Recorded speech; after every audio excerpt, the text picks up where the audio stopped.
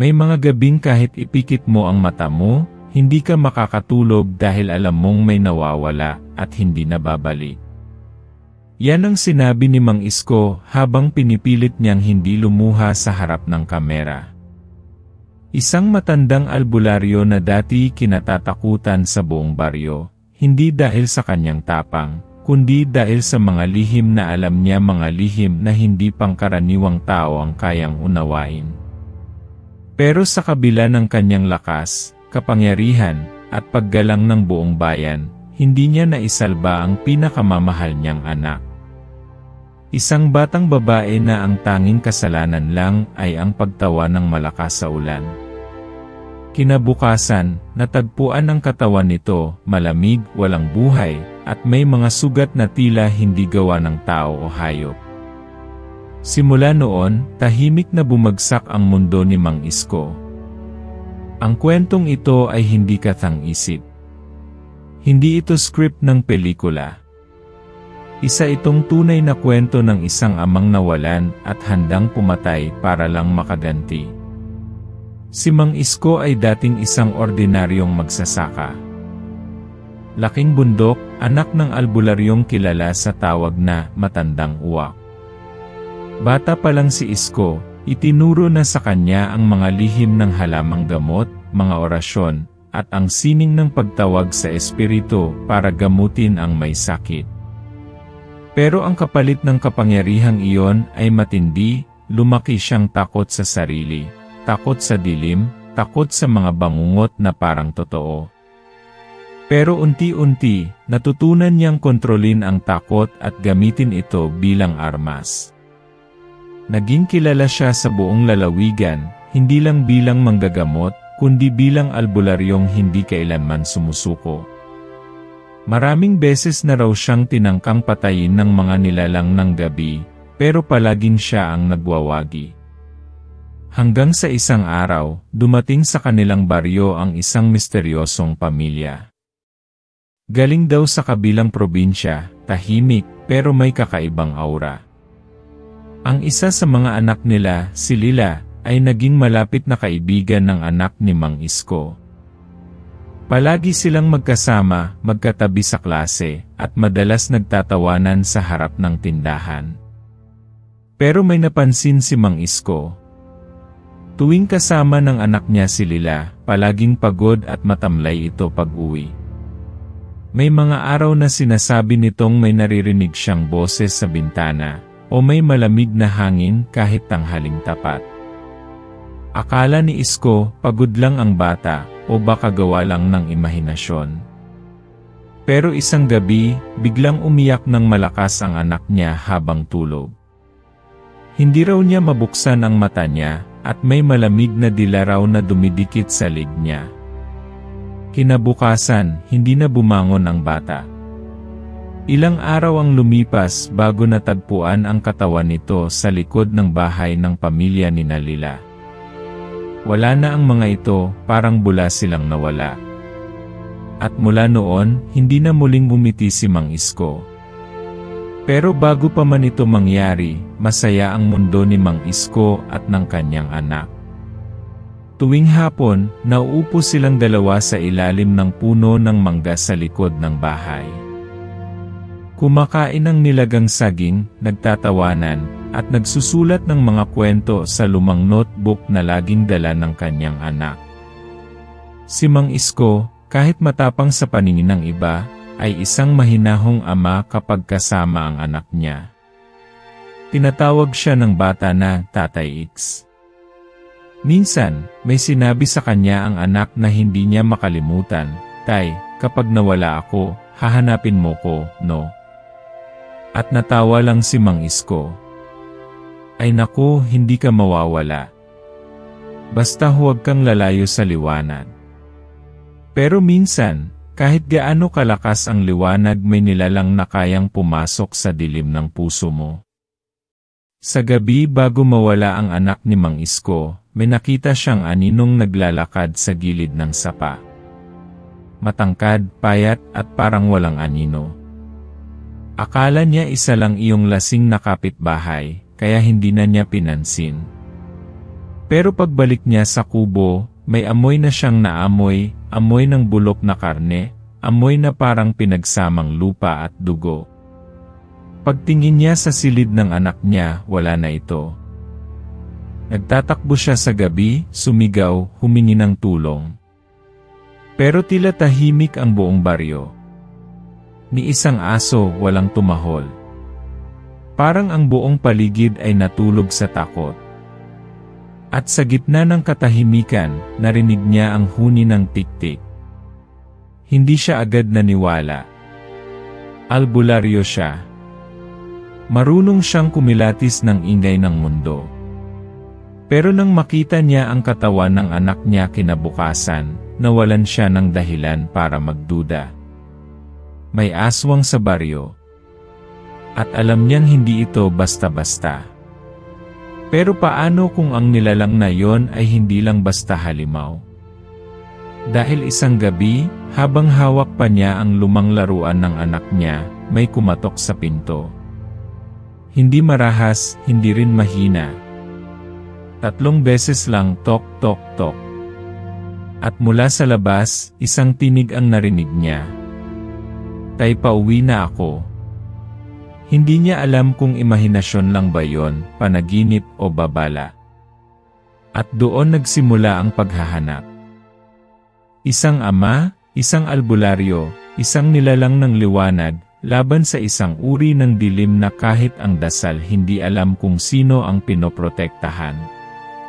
Pero bago matapos ang gabing iyon, may matutuklasan si Mang Isko. Isang lihim na mas matindi pa sa galit ng aswang.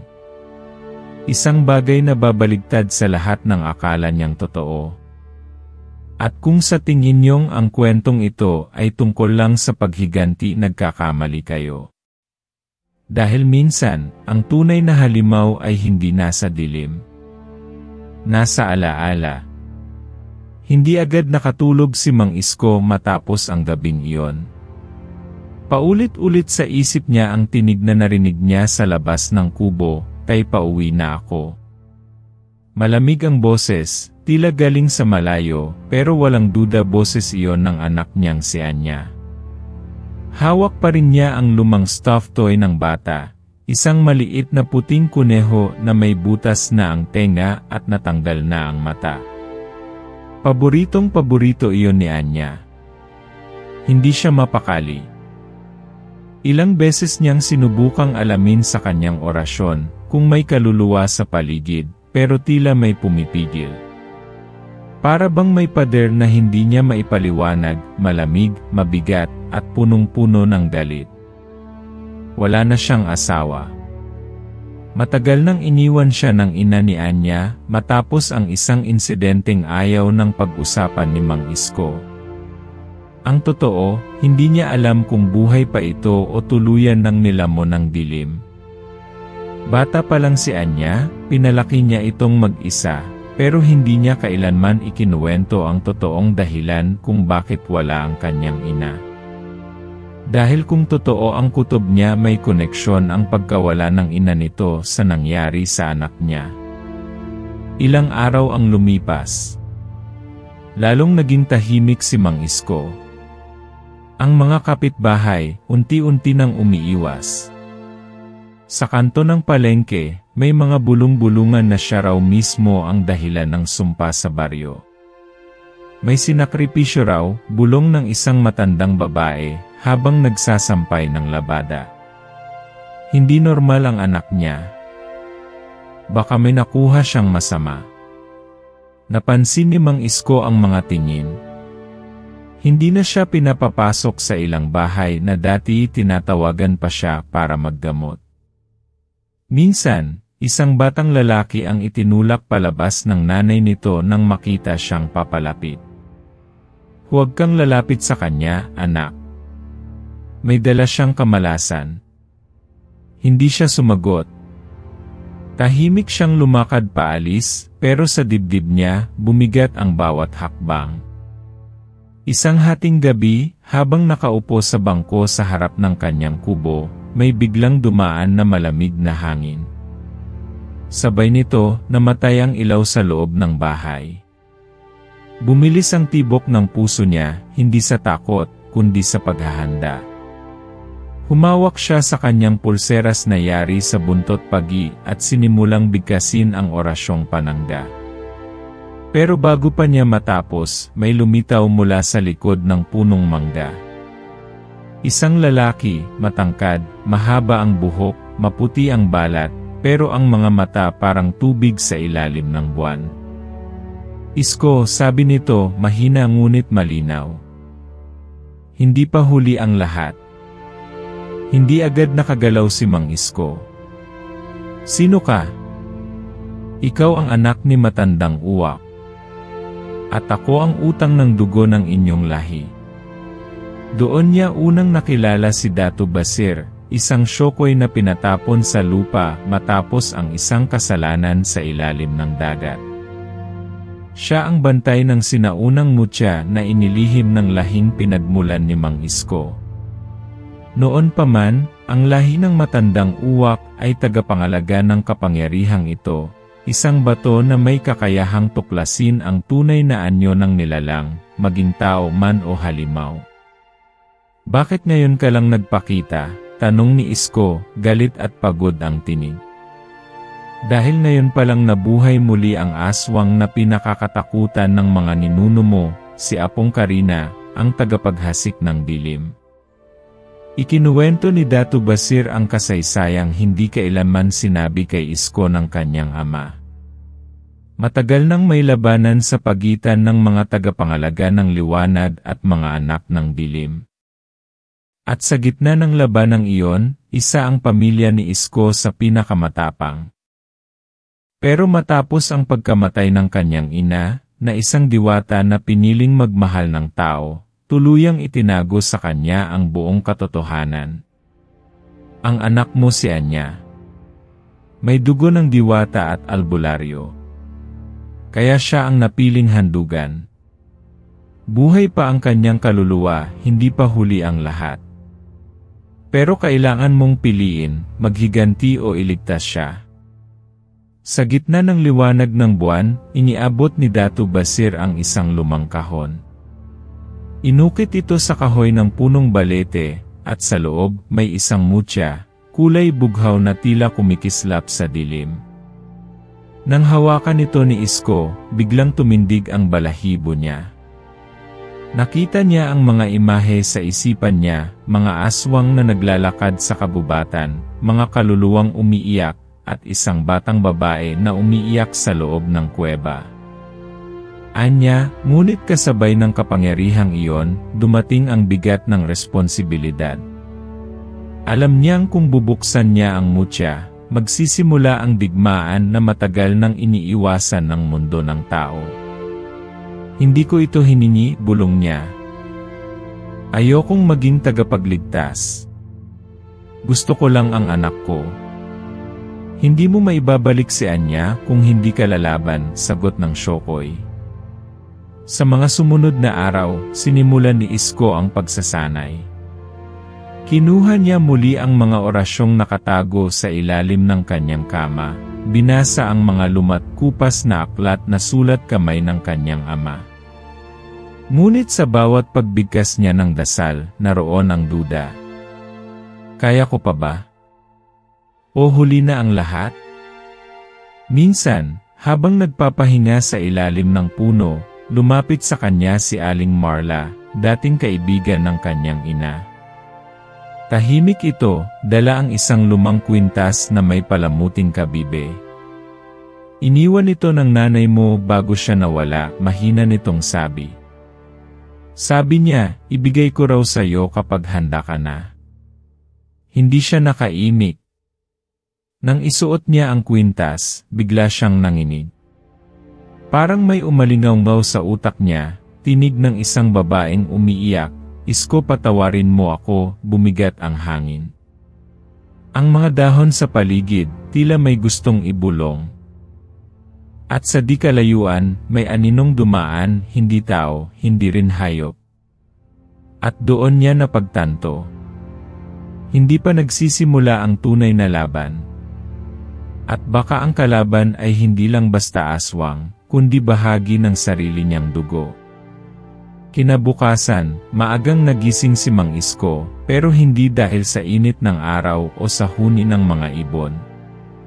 May naramdaman siyang bumangon sa dibdib niya, isang bigat, isang kirot na hindi basta pagod ng katawan. Para bang may uling na iniwan sa puso niya at hindi matanggal kahit ilang dasal pa ang bulongin. Hawak pa rin niya ang kwintas na iniwan ng kanyang ina, yung may palamuting kabibe na kumikislap tuwing tumatama ang liwanag. Pero sa ilalim ng kagandahang iyon, may kasamang alaala ng pagtalikod. Hindi niya makalimutan kung paano isang araw, basta na lang nawala ang nanay ni Anya. Walang paalam. Walang kahit anong paliwanag. Naiwan lang sa kanya ang isang sulat na hindi niya kailanman binasa, itinago lang niya sa isang lata sa ilalim ng kanilang kubo. Ngayon, parang lumalaban ang puso niya sa utak niya. Gusto niyang iligtas si Anya. Gusto niyang hanapin ang mutya ng kanyang lahi, tapusin ang aswang na pumatay sa anak niya, at buwagin ang dilim na bumabalot sa kanilang baryo. Pero sa loob-loob niya, gusto rin niyang bitawan ang lahat, tumakbo, lumimot, at hayaang kainin na lang siya ng lungkot. Laban o limot, tanong niya sa sarili, habang nakatitig sa apoy ng kalan. Bigla siyang napatingin sa bintana. May aninong dumaan. Mabilis. Parang usok na may anyo ng tao. Tumayo siya, agad kinuha ang kanyang baston na may sagradong ukit at lumabas. Tahimik ang paligid. Walang hangin, walang kaluskos. Pero sa pakiramdam niya, hindi siya nag-iisa. Napalingon siya sa kanan at doon niya nakita. Sa pagitan ng dalawang puno ng saging may isang bata. Nakatalikod. Nakaputi. Mahaba ang buhok. Hindi gumagalaw. Anya, bulong niya, halos hindi makalakad sa sobrang takot at pananabik. Lumapit siya, dahan-dahan. Pero nang makalapit siya, biglang humarap ang bata. Hindi iyon si Anya. Maputla ang mukha nito, walang mata, at ang bibig ay may lumalabas na itim na usok. Nang umiti ito, lumitaw ang matutulis na ngipin, at bago pa siya makasigaw, nawala ang bata sa harap niya. Isang malakas na hangin ang dumaan, sabay pagpatay ng apoy sa kanyang kalan sa loob ng bahay. Agad siyang nag-orasyon. Binigkas niya ang dasal ng pananggalang sa mga di nakikitang nilalang, at nagbukas siya ng bote ng langis na gawa sa pinaghalong dahon ng sampasampalukan, luya, at ugat ng banaba. Nilagyan niya ang kanyang noo at dibdib, at saka muling nagdasal. May bantay na ang halimaw, bulong niya. Sa gabi, muling bumisita si Datu Beser. Dumating ito sa ilalim ng ulan, bitbit ang isang lumang anting-anting na may 3 bilog na bato. Kailangan mong bumaba sa lantik na yungib, sabi nito. Nandoon ang unang piraso ng mutya.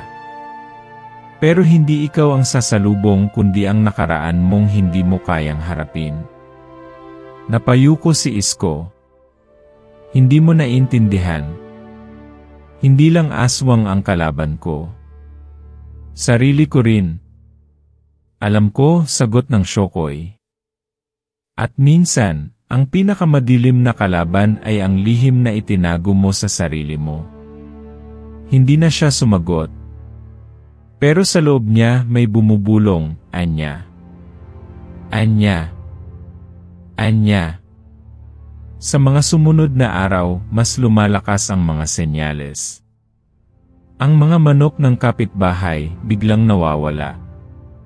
Isang gabi, nakita si Aling Linda na umiiyak sa kalsada, ang sanggol niya nawawala.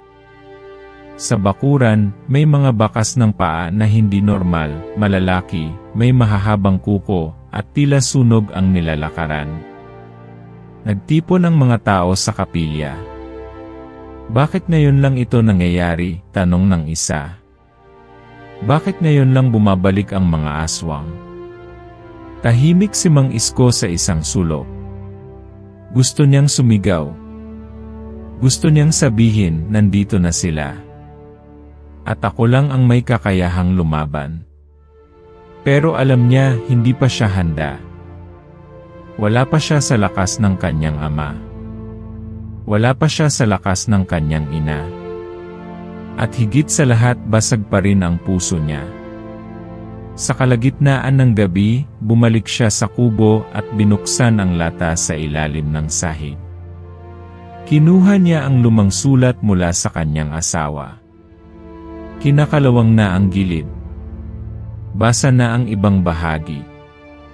Pero nababasa pa rin ang nakasulat, "Mahal kong Isko, hindi kita iniwan dahil hindi kita mahal. Iniwan kita dahil may bagay akong kinakatakutan, sarili ko. May dugo akong pinanggalingan na hindi mo alam. Ako ay kalahating diwata, kalahating nilalang ng dilim.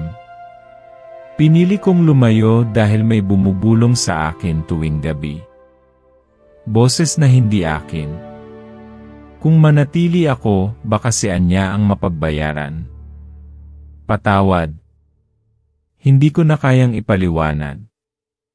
Pero kung dumating ang araw na kailangan mong pumili, sana piliin mo si Anya. Siya ang liwanag na hindi ko na kayang dalhin." Bumagsak ang luha ni Isko sa papel. Ilang saglit, hindi siya makagalaw.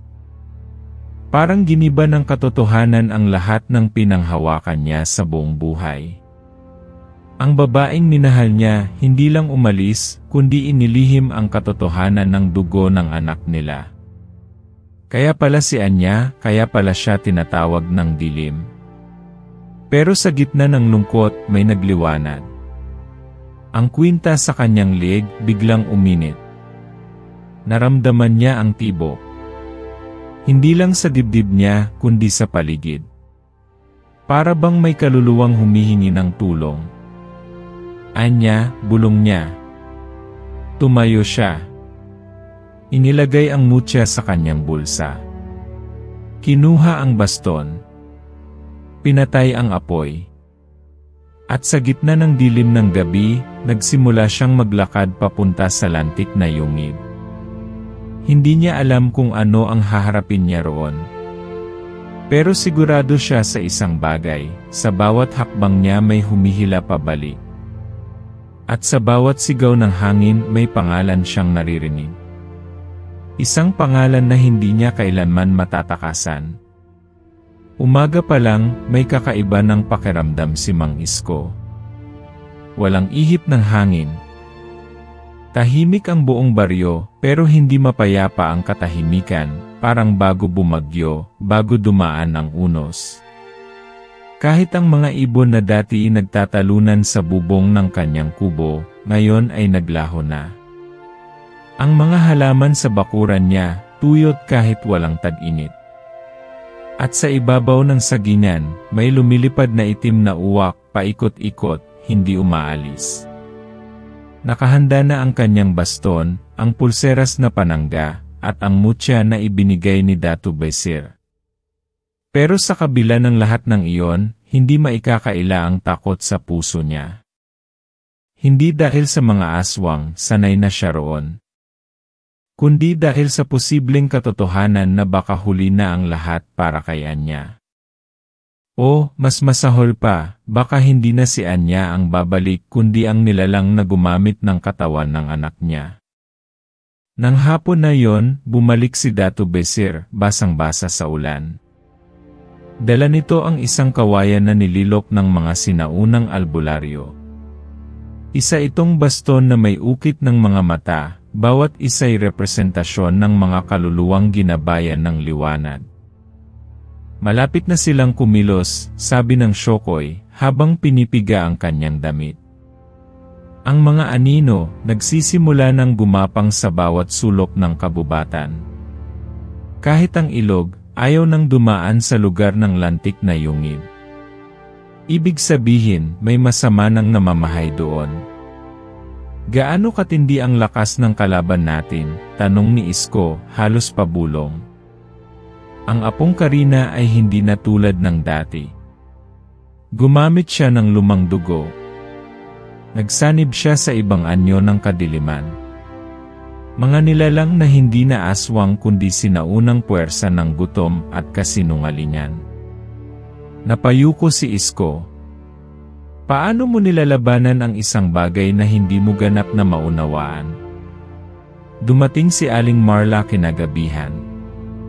Hindi siya dumadaan madalas, pero ngayon may dala siyang isang tela. Sa loob nito ay isang matandang singsing, gawa sa pilak na may itim na bato sa gitna. Akin to dati. Pero may araw na mas kailangan ito ng mas malakas sa akin. Ang sabi ng nanay mo, ito ang pangtakip sa puso mo, kapag gusto mo ng sumuko, isuot mo to. Hindi para lumakas ka, kundi para maalala mong hindi ka nag-iisa. Tiningnan ni Isko ang singsing. Maliit ito, sakto sa hintuturo niya.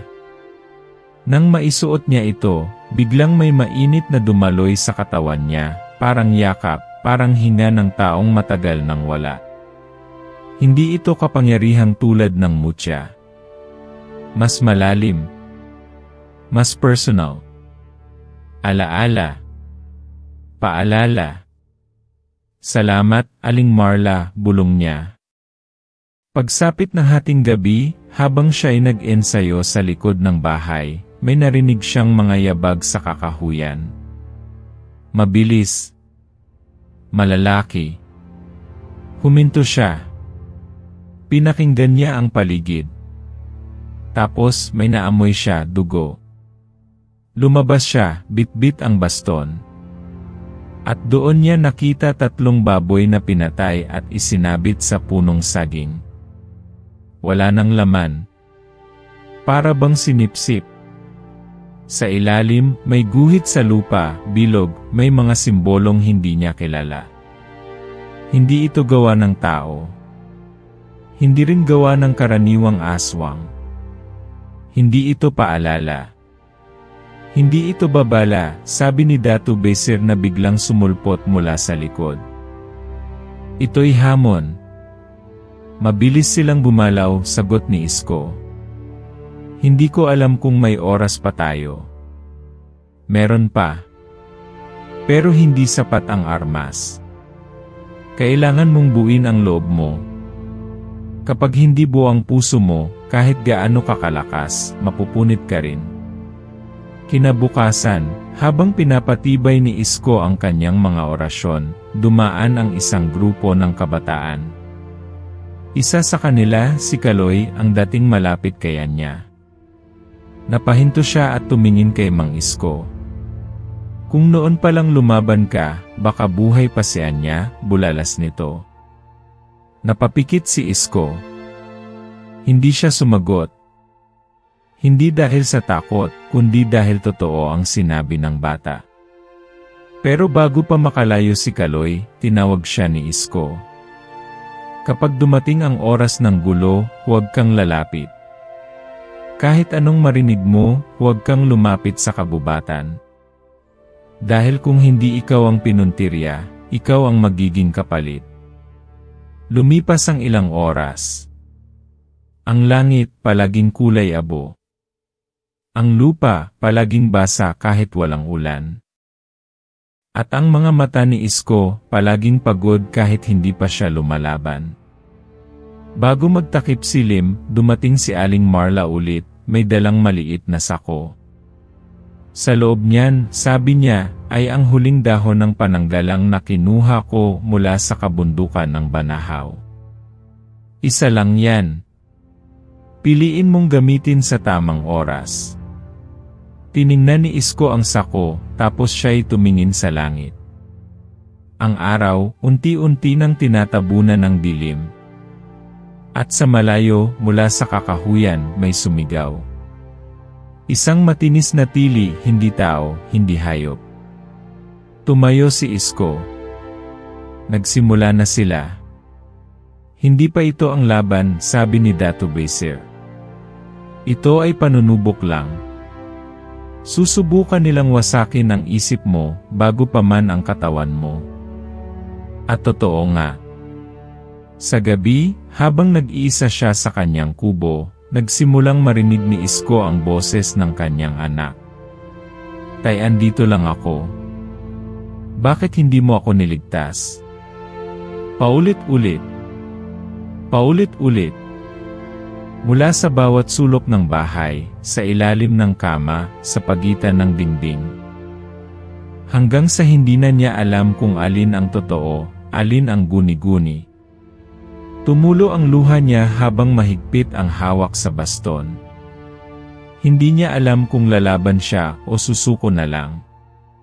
At bago siya mapikit, may tumawag mula sa labas. Bukas ng gabi sa lantik na yungib. Huwag kang magtago. Dahil kahit saan ka pumunta, alam ko kung saan ka mahina. Pagmulat niya, wala ng boses. Wala ng anino. Pero ang pinto ng kubo bukas na.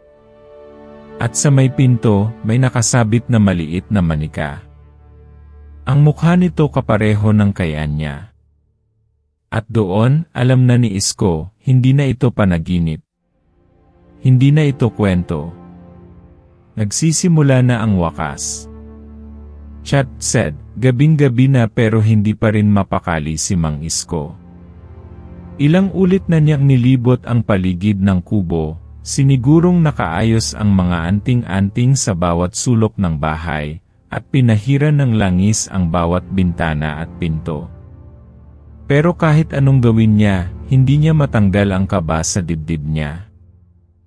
Hindi lang ito takot, ito'y pakiramdam na may paparating at hindi niya alam kung kakampi o kalaban.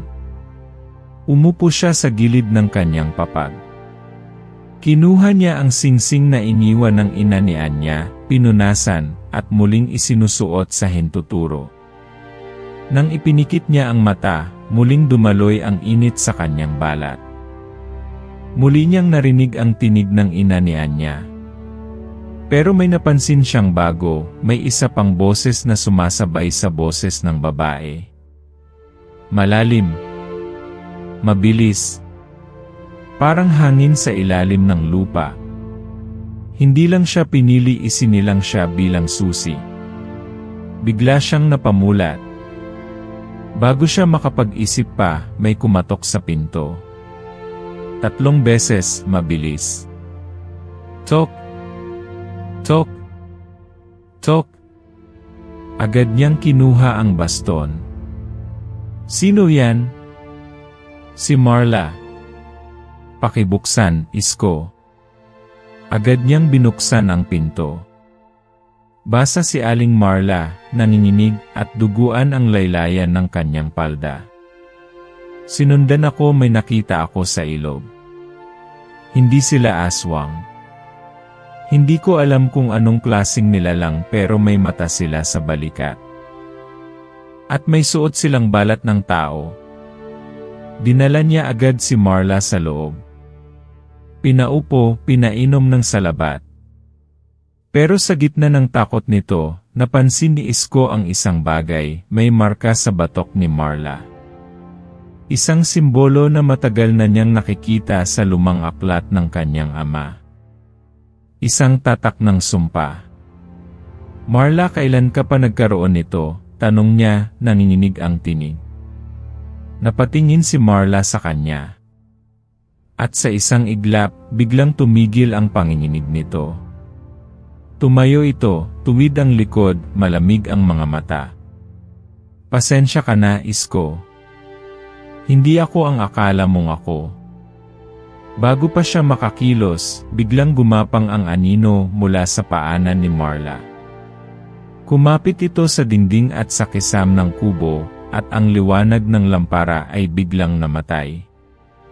Umalinggaw ang isang matinis na tili, at nang ibalik ni Isko ang apoy gamit ang kanyang langis at dasal, wala na si Marla. Pero naiwan ang marka sa dingding, isang bilog na may 2 mata at isang bibig na nakangiti. Tumigil ang oras sa sandaling iyon. Hindi lang dahil sa takot. kundi dahil sa bigat ng katotohanan. Pinagkatiwalaan niya si Marla. Buong buhay niya, iniisip niyang ito ang isa sa mga taong tunay na tumulong sa kanila. Pero ngayon, isa pala ito sa mga tagapagdala ng dilim. At doon niya naalala ang singsing na ibinigay nito. Agad niya itong hinubad. Nang gigilalas siya, ang itim na batong nasa gitna, ngayoy may lamat. At sa ilalim nito, may lumilitaw na malapulang ilaw. Isa itong marking stone, ginagamit para sundan ang isang tao saan man ito magtago. Minarkahan nila ako, bulong niya, halos hindi makapaniwala. Simulat sa pool sinusundan na nila ako. Lumabas siya ng kubo, nilibot ang buong paligid, at itinapon ang singsing sa sapa. Nagsimula siyang bigkasin ang mga dasal ng paglilinis at pagputol sa sumpa. Pero habang nagdarasal siya, biglang lumamig ang hangin. Ang mga alitaptap na dati nagliliparan sa gabi, isa-isang nawala. At sa ilalim ng lupa, may naramdaman siyang pag-uga, mahina, pero totoo. Hindi niya alam kung ito'y lindol o kung gumagalaw na ang halimaw. Kinabukasan, dumating si Datu Beser. Galit ang mukha nito, basag ang balikat, may mga sugat sa dibdib. Sinubukan kong pigilan si Marla. Pero huli na. Alam na nila ang susi. Susi, tanong ni Isko. Anong ibig mong sabihin? Tumingin si Datu Beser sa kanya. Matagal. Malalim. At saka ito nagsalita.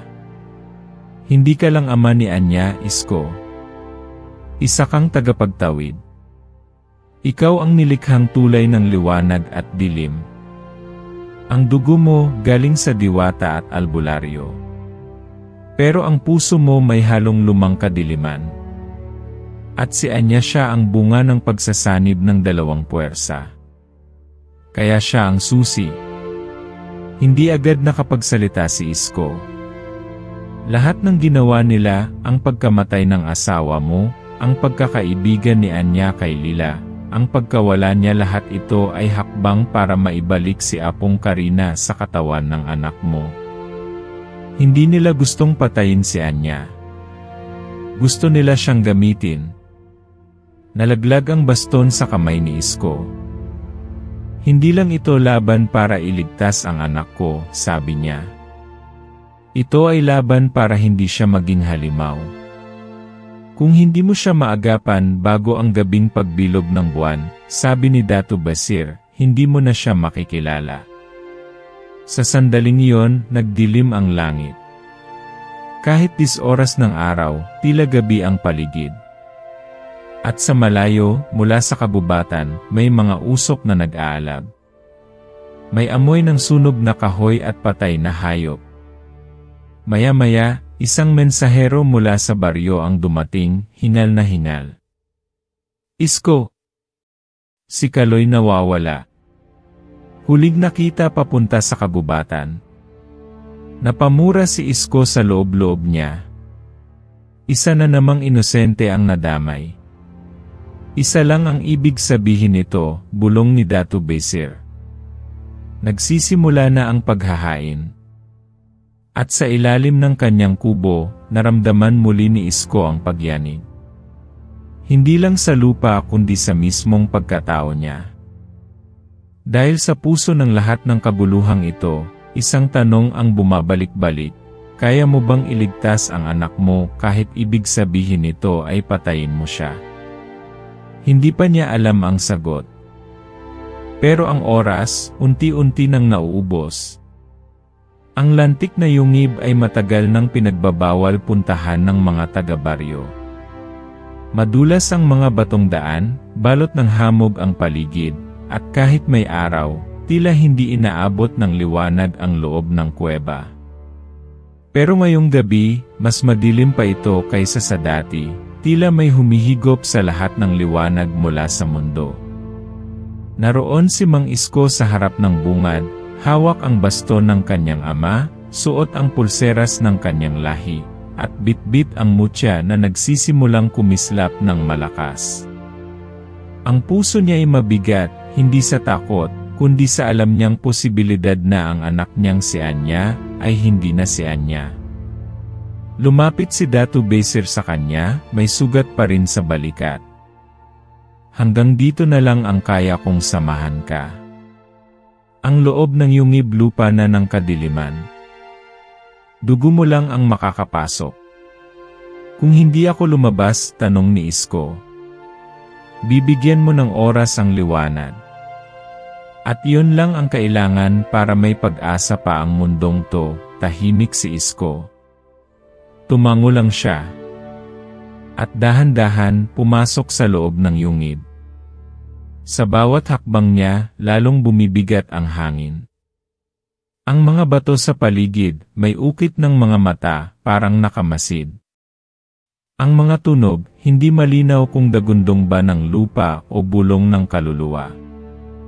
Hanggang sa narating niya ang puso ng yungib, isang bilog na espasyo, may lumang altar sa gitna, at sa ibabaw nito.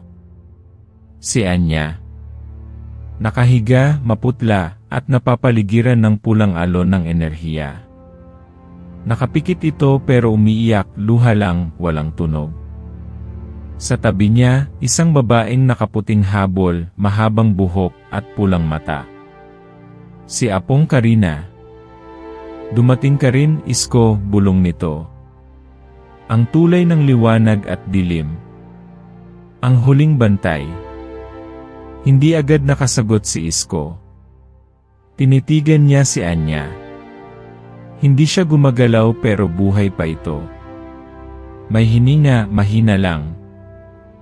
Pero sa likod ng hiningang yon, may nakatago, may ibang presensyang humahawak sa kanyang katawan.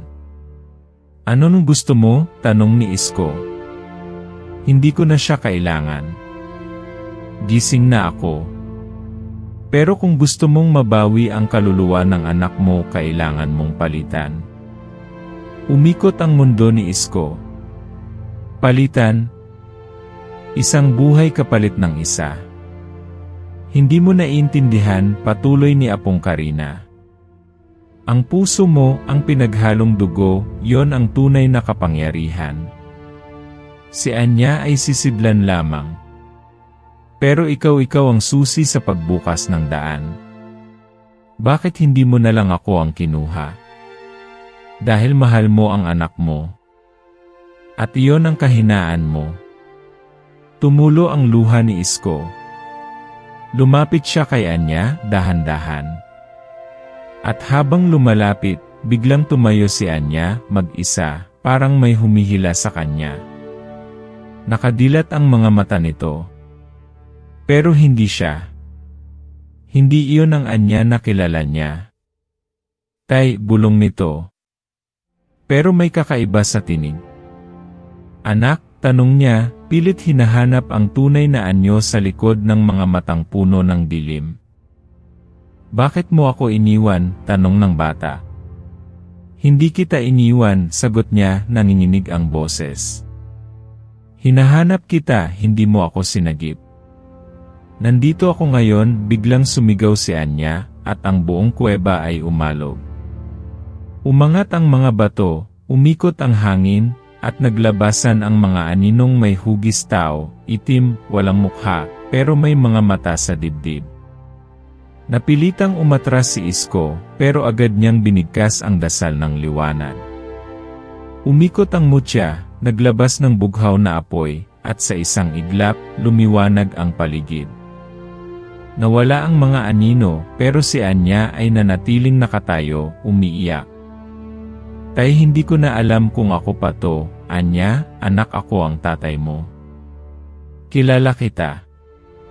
Kahit saan ka itago, matatagpuan pa rin kita. Paano kung kailangan mo akong saktan para iligtas ako? Tahimik si Isko. Hawak niya ang baston.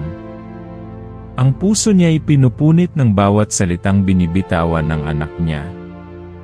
At doon, lumapit si Apong Karina. Pumili ka na, Isko. Kaluluwa niya o sarili mo? Tumayo si Isko. Tumingin kay Anya. Tapos sa Mucha. At sa wakas, ibinulong niya ang dasal ng pagsasakripisyo, isang dasal na huling ginamit ng kanyang ama bago ito mawala. Sa liwanag ng liwanag, sa dilim ng dilim kunin mo ang laman ko, kapalit ng kaluluwang nais kong sagipin. Umikot ang hangin. Kumulog sa ilalim ng lupa. At biglang lumiwanag ang Mucha. Hindi, sigaw ni Apong Karina.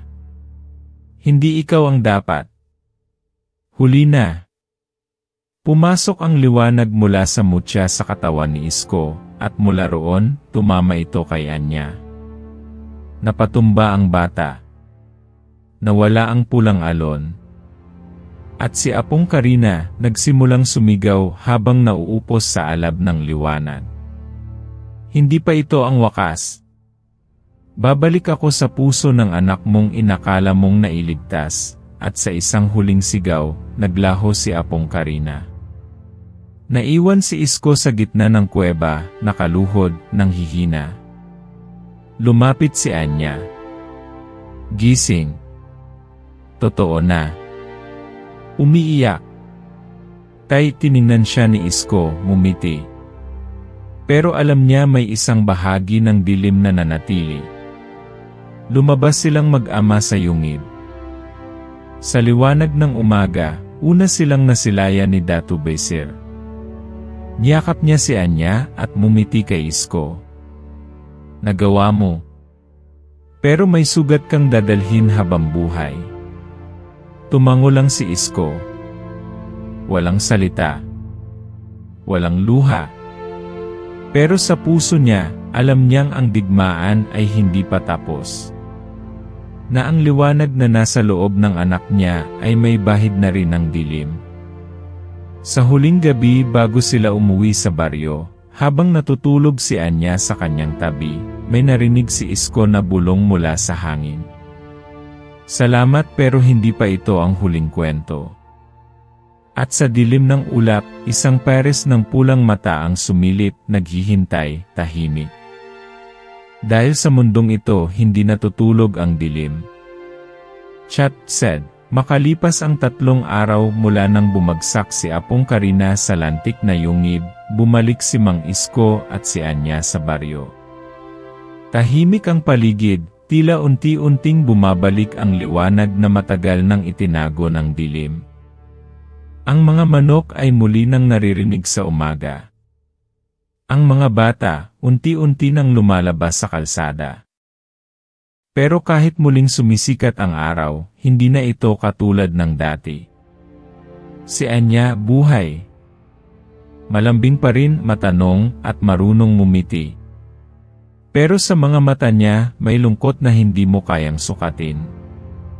Minsan, habang nagluluto si Isko, mahuhuli niya ang anak na nakatitig lang sa kawalan, para bang may naririnig o may kinakausap na hindi niya makita. Naaalala ko yung panaginip ko, sabi ni Anya minsang gabi habang naghihiga sila sa ilalim ng pawid na bubong. Madilim.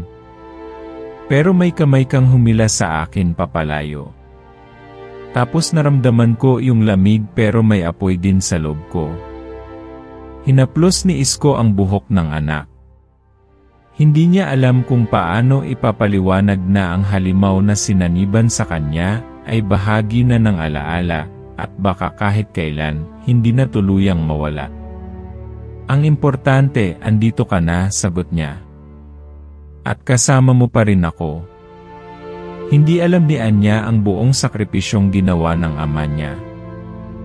Na halos isuko ni Isko ang sariling buhay, ang sariling kaluluwa, para lang makuha ang anak niyang buo, hindi bilang sisidlan, kundi bilang sariling nilalang. Pero sa puso ni Isko, alam niyang may kapalit iyon. Tuwing gabi, nararamdaman niyang may init na umaakyat sa kanyang dibdib. Hindi ito lagnat.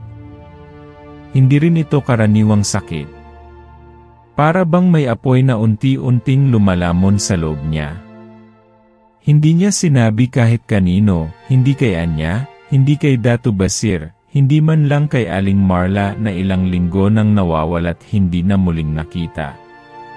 Ang totoo sa pagsalo niya ng liwanag para mailigtas si Anya, may bahagi rin ng dilim na pumasok sa kanya. Tahimik, mapagmatsyag, at naghihintay.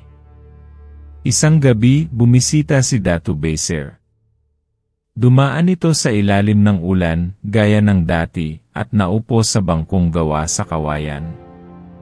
Hindi pa tapos ang lahat, Isko, sabi nito. Pero ang ginawa mo, sapat para bigyan ng pag-asa ang baryo. Ang tanong hanggang kailan mo kayang pigilan ang apoy sa loob mo? Hanggat may dahilan, sagot ni Isko.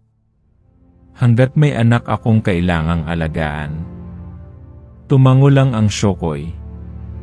At bago siya umalis, iniwan nito ang isa pang mutya, mas maliit, kulay puti, tila kapirasong bituin. Ito ang tagabantay.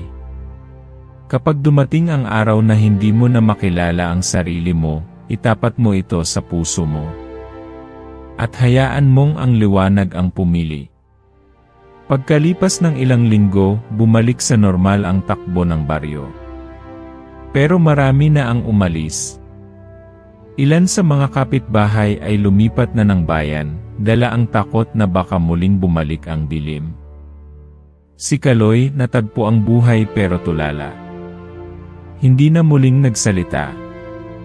Sa mata niya, may kwentong hindi na kailanman mailalabas sa salita. At si Anya unti-unti na ring nagbabalik sa pag-aaral. Pero mas tahimik na siya. Mas maingat. Minsan ay nahuhuli siya ng ama na nagdarasal ng mag-isa, may hawak na mga dahon at sinulid, para bang natututo siya ng lumang dasal, kahit hindi niya alam kung paano. May mga tinig po akong naririnig, Tay, sabi niya minsan. Pero hindi po sila masama. Para silang mga bantay. Mga kaluluwang gising. Hindi na sumagot si Isko.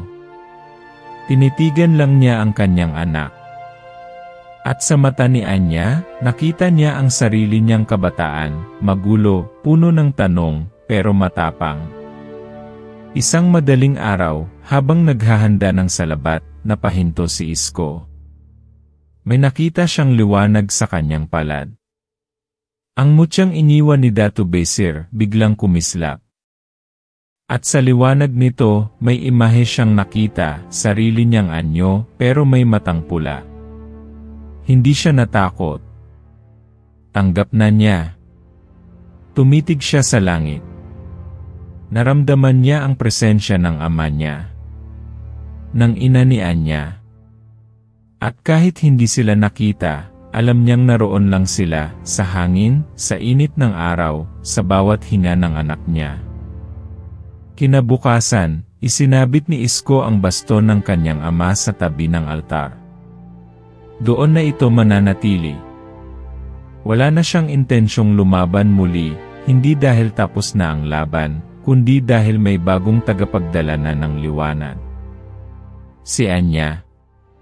At alam niyang darating ang araw na siya naman ang pipili sa pagitan ng dilim at liwanag. Sa huling gabi ng tag-ulan, bago magbago ang panahon, sumulat si Isko sa lumang papel ng kanyang ama. Isinulat niya ang buong kwento. Ang pagkawala ni Anya. Ang pagdating ni Apong Karina. Ang mga boses. Ang mutya. Ang sakripisyo. At sa dulo ng papel, isinulat niya, ang dilim ay hindi laging kalaban. Minsan, ito ang humuhubog sa ilaw. At sa bawat taong naliligaw, may apoy sa loob niya na pwedeng muling sindihan, kung may magmamahal sa kanya, kahit sa gitna ng kadiliman. Pagkatapos niyang isara ang sulat, pinatuyo niya ito sa ilalim ng araw, nilagay sa isang garapon, at inilibing sa tabi ng puno ng balete. Hindi na niya kailangang maalala ang lahat. Dahil ang mahalaga na hanap niya ang anak niya. At kahit may bahagi sa kanya na baka unti-unting mawala sa paglipas ng panahon, isa lang ang hindi magbabago, ang isang ama kailanman hindi susuko. Kahit pa ang kalaban ay ang sarili niyang anino.